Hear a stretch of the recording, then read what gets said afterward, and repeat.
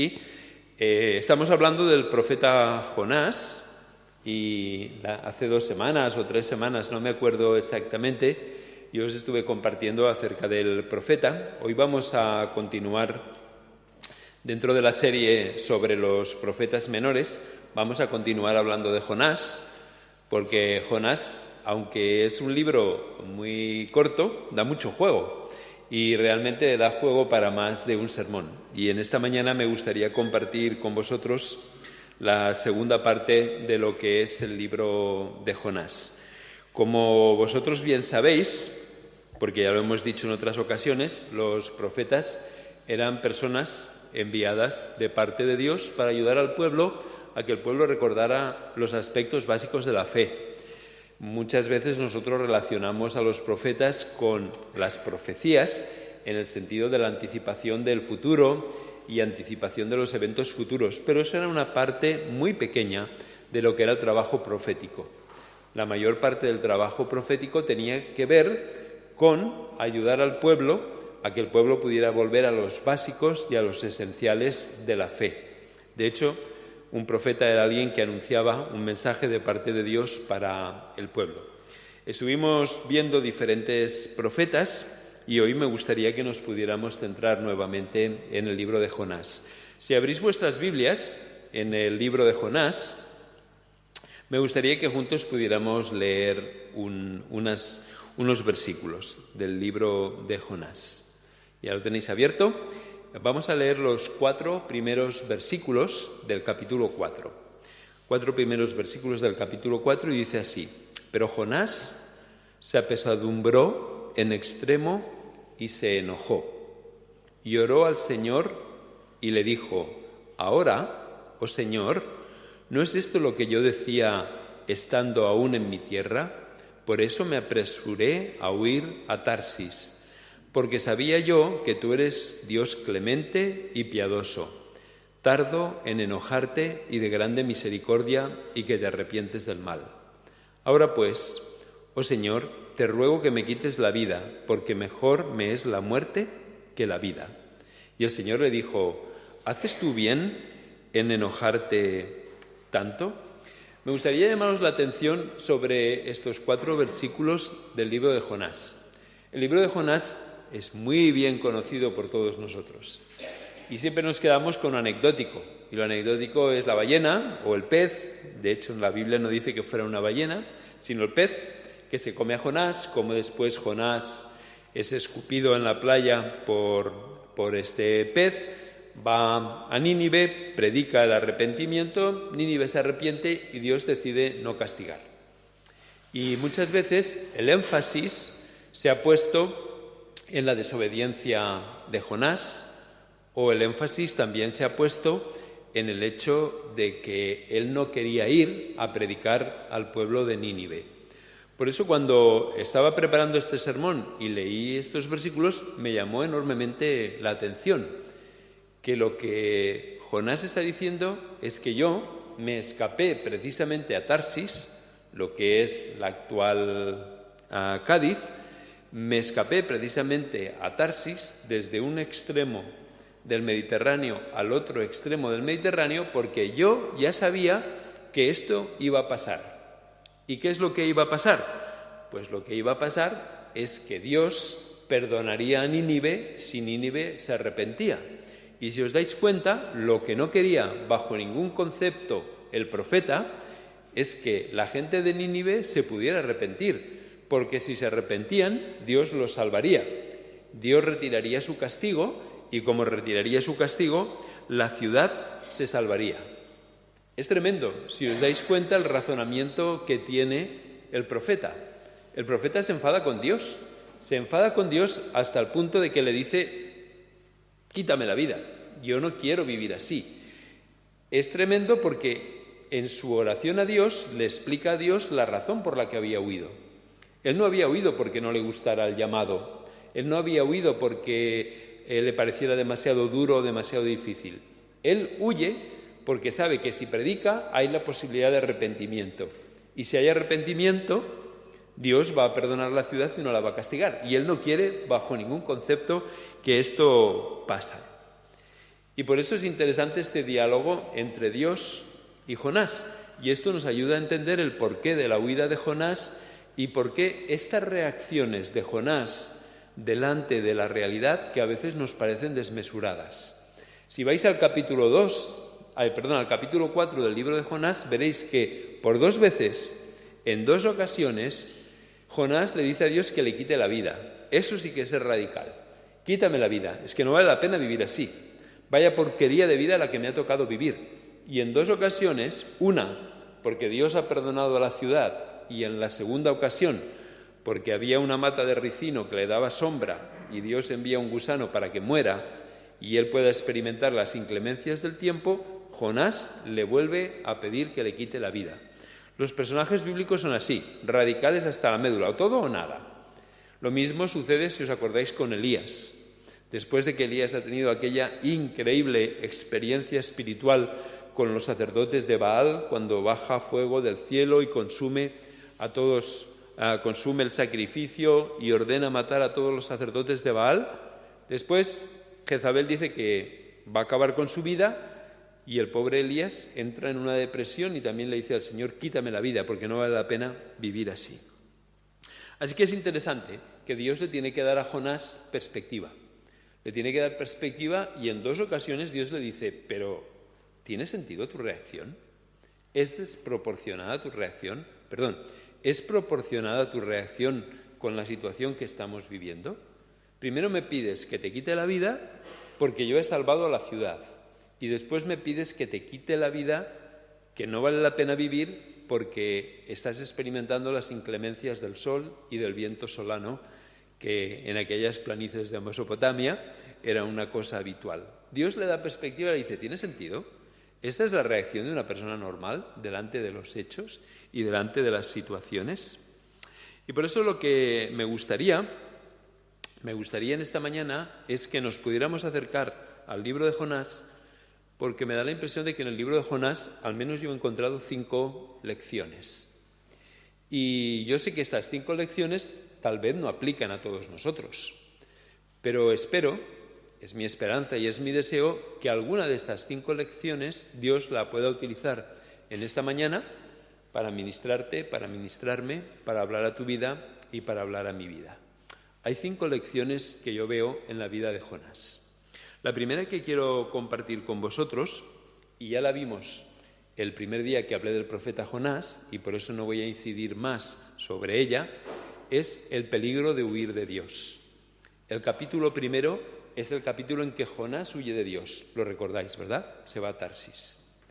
Lo que quisiera enfatizar es que cuando tú huyes de Dios o cuando yo huyo de Dios, automáticamente me pongo en peligro. Y automáticamente pongo en peligro a mi entorno más cercano y a mi entorno más lejano.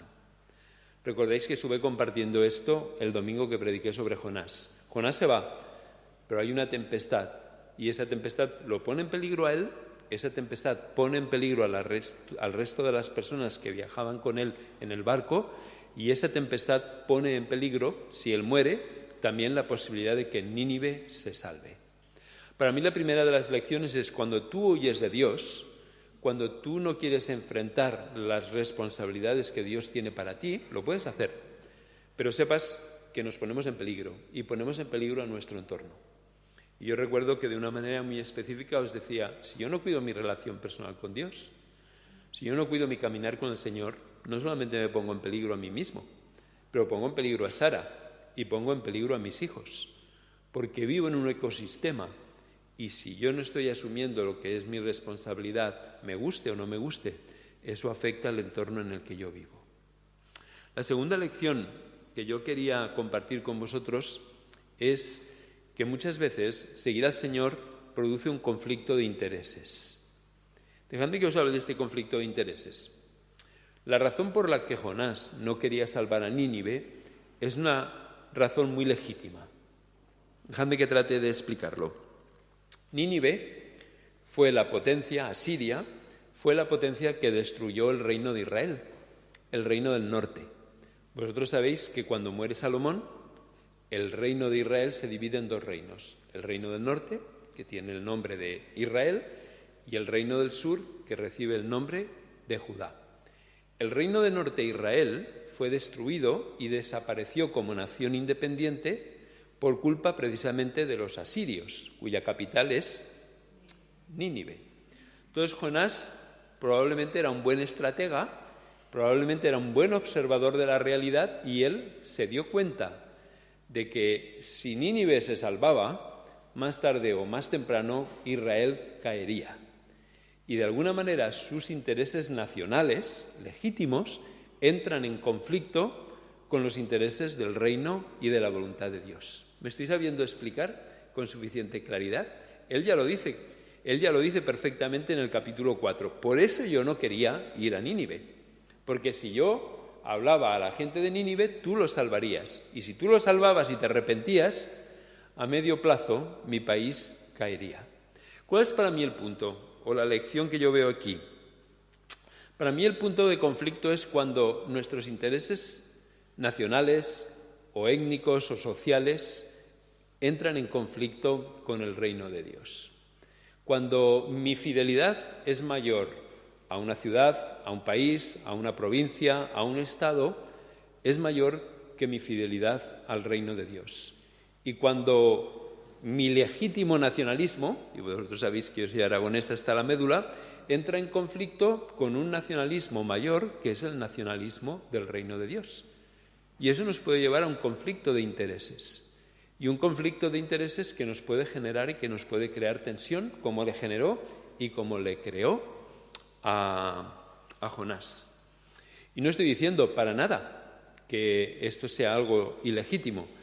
Estoy diciendo que no podemos perder la perspectiva de que por encima de mis fidelidades locales y temporales hay una fidelidad mayor, y es la fidelidad al reino de los cielos.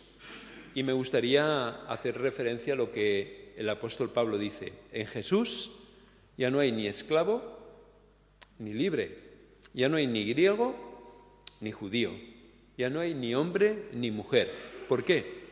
Porque Jesús trae una nueva realidad. Y esta nueva realidad es la realidad del reino de Dios. Y esta nueva realidad es la realidad de la Iglesia. Y la Iglesia es supranacional. La Iglesia está por encima de todo género, está por encima de toda situación cultural, social, económica y política. Y vuelvo a insistir, no estoy diciendo que eso no es legítimo.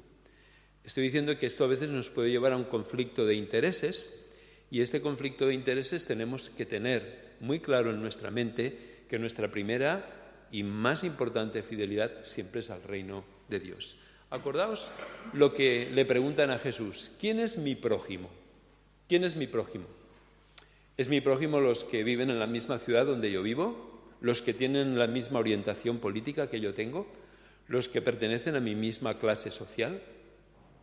El concepto judío de prójimo era un concepto total, completa y absolutamente limitado. Mi prójimo es el que es como yo, el que piensa como yo, el que siente como yo, el que vive como yo y el que comparte conmigo mis valores, mis principios y mi manera de entender la vida. Jesús universaliza el concepto de prójimo. Mi prójimo es todo ser humano. Mi prójimo es todo aquel que ha sido creado a la imagen de Dios. Y creo que Jonás en esto es tremendamente actual, y nos habla de la posibilidad de que en nuestra vida se produzcan intereses conflictivos e intereses enfrentados, legítimos todos ellos, pero que tendremos que tener la perspectiva del reino para poderlos resolver. La tercera lección que yo veo en el libro de Jonás la podemos encontrar en el capítulo 3, versículo 1. En el capítulo 3, versículo 1, dice lo siguiente: vino palabra de Jehová por segunda vez a Jonás. Y me gusta porque yo creo que Dios es el Dios de las segundas oportunidades. Y si me permitís, de las terceras oportunidades, y de las cuartas, y de las quintas, y de las sextas, y de las séptimas. Es el Dios de las 70 veces 7 oportunidades. Y me gusta que Dios le dio una segunda oportunidad a Jonás. Pero si recordáis en las Escrituras, también le dio una segunda oportunidad a Sansón. Y si recordáis en las Escrituras, también le dio una segunda oportunidad a Pedro. Y así a todos los discípulos que el día de su muerte huyeron en desbandada, a excepción de Juan, que se quedó al pie de la cruz. El punto para mí importante es que Dios es un Dios que siempre nos da nuevas oportunidades. Y gracias a las nuevas oportunidades nosotros podemos continuar adelante, porque todos estamos necesitados de nuevas oportunidades. Todos tenemos áreas de nuestra vida y de nuestra realidad en la que precisamos de una segunda, tercera, cuarta, quinta o sexta oportunidad. Y me parece que esta es una buena lección que se desprende del libro de Jonás. Dios es un Dios que siempre está dispuesto y disponible a dar una segunda oportunidad, en el sentido más amplio de la palabra segunda oportunidad, a todo aquel que está dispuesto a arrepentirse y está dispuesto a cambiar. A mí me gusta porque Dios es el Dios de los expedientes en blanco. Cuando nosotros vamos a Dios y le pedimos perdón y nos arrepentimos, Dios ve nuestra vida así, como un libro en blanco. Como un libro en blanco en el sentido en que Él, como muy bien nos dice la Escritura, no tiene en cuenta nuestros pecados pasados. Y creo que esta es una buena lección del libro de Jonás. Dios siempre te da, a ti y a mí, a cada uno de nosotros, una segunda necesidad. Hay una segunda oportunidad. Hay una cuarta lección, ya estamos acabando, acerca de Jonás, y es el desinterés hacia las necesidades de los demás. Mirad el capítulo 4, versículo 11. El capítulo 4, versículo 11, Dios le dice a Jonás: tú te has preocupado por una calabacera que ni siquiera hiciste que creciera y que naciera. Y en el versículo 11 dice: ¿y no tendré yo piedad de Nínive, aquella gran ciudad donde hay más de 120.000 personas que no saben discernir entre su mano derecha y su mano izquierda, y además muchos animales? Es muy interesante, ¿no? Cómo Dios le confronta a Jonás y le dice: tú te preocupas por una calabacera, te preocupas por la calabacera porque eres un pragmático, y la calabacera te da a ti un retorno, en este caso te da sombra. Te preocupa la calabacera por el beneficio que recibes de ella. Si no recibieras un beneficio de ella, probablemente ni te preocuparías. Y Dios le dice: yo no me tengo que preocupar de 120.000 personas y muchos animales que no tienen discernimiento. Y creo que la cuarta lección que vemos del libro de Jonás es nuestra capacidad de ser sensibles a las necesidades que hay en nuestro entorno.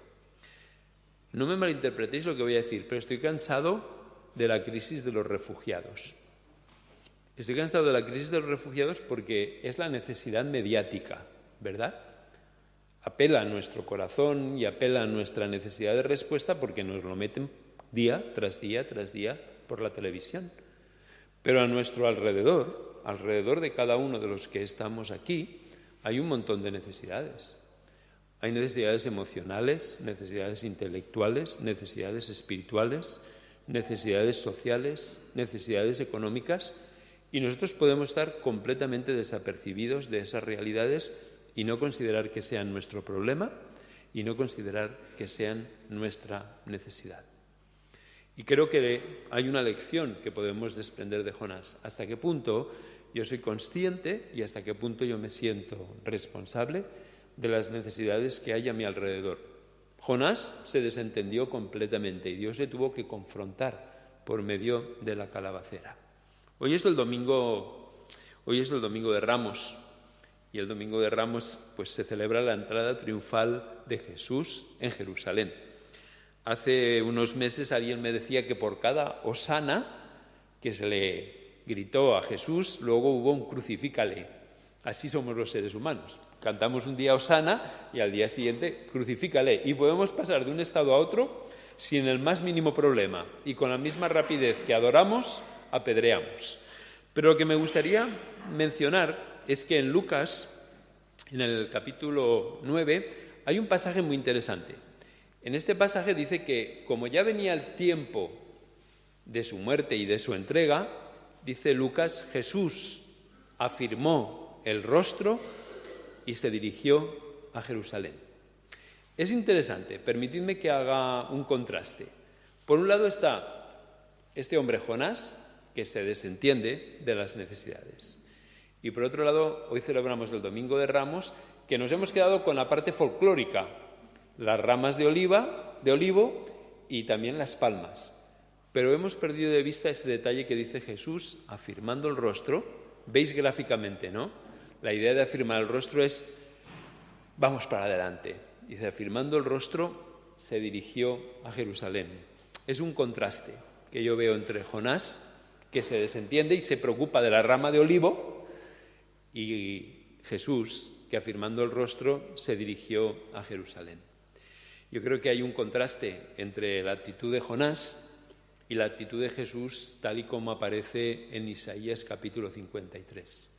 Recordáis que dice que Él cargó con nuestras dolencias, con nuestros pecados y con nuestras enfermedades. El que se desinteresa y el que no se desinteresa, ¿verdad? El contraste. Y la última lección, y con esto acabo, de la vida de Jonás, lo encontramos en el versículo 7. Fijaos el versículo 7, dice, pero al venir el alba del día siguiente, versículo 7, dice, pero al venir el alba del día siguiente, Dios preparó un gusano, el cual hirió la calabacera y se secó. Y aconteció que al salir el sol, preparó Dios un recio viento solano, y el sol hirió a Jonás en la cabeza, y se desmayaba y deseaba la muerte, diciendo, mejor sería para mí la muerte que la vida. Entonces dijo Dios a Jonás, ¿tanto te enojas por la calabacera? Y él respondió, mucho, me enojo hasta la muerte. Y para mí la última lección que yo veo del libro de Jonás es, ¿cuáles son aquellas cosas desproporcionadas que te irritan? ¿Verdad? A veces hay cosas que son desproporcionadas. A veces, como dice muy bien la Escritura, nosotros nos tragamos el camello y colamos el mosquito. Hay cosas que podemos vivir con ellas sin que nos afecten y luego nos ponemos realmente legalistas en situaciones que son secundarias, total y completamente secundarias. O a veces podemos aguantar tremendas presiones en cosas que no son importantes y luego tenemos arranques de ira o explotamos por cosas que realmente no son significativas. Y esta sería para mí la última lección. ¿Cuáles son aquellas cosas que te irritan y que están desproporcionadas? Y que la única manera de verlas en proporción es llevarlas a Dios y que Dios te diga, ¿vale la pena irritarse por esto? ¿Es un motivo tan serio y tan grave como para que lleguemos a esta situación? A veces uno necesita ponerse en perspectiva con Dios para ver las cosas tal y como son y no tal y como nosotros las deformamos. Así que estas son las 5 grandes lecciones, dejadme que las repita, que yo veo en la vida de Jonás. Y las tengo que mirar porque si no, no me acuerdo. La primera de las lecciones es el peligro de huir de Dios. Y si me permitís, para ya empalmar con la aplicación, yo creo que todos hemos de valorar si hay áreas de nuestra vida en las que estamos huyendo de Dios. A veces pueden ser de responsabilidades, pero a veces también puede ser de áreas de nuestra vida que Dios quiere que cambiemos y que alteremos. La segunda gran lección es el conflicto de lealtades. ¿Cuál es mi primera fidelidad? ¿Es mi país? ¿Es mi gente? ¿Es mi casta, como diría Pablo Iglesias? ¿O por el contrario, mi primera fidelidad es al reino de los cielos? La segunda es, como os comentaba, que Dios es un Dios de segundas y de terceras oportunidades y cuartas y quintas. Dios siempre está generando nuevas oportunidades. La cuarta es el desinterés hacia las necesidades que hay en nuestro entorno. Y finalmente, cuáles son aquellas cosas que tal vez son desproporcionadas y que nos irritan profundamente y que nos llevan a reacciones que no son normales, que no es normal, que no deberíamos de reaccionar así y que tal vez precisamos volvernos a la presencia de Dios para que Dios nos dé la perspectiva y coloque cada cosa en su sitio. Cuando hoy venía hacia la iglesia y venía orando por el sermón y orando por cada uno de nosotros, pues esta era mi oración.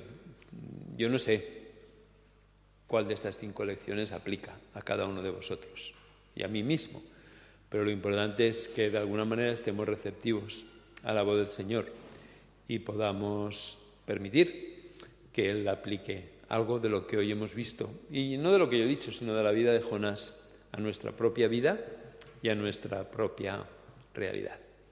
Que así sea. Amén.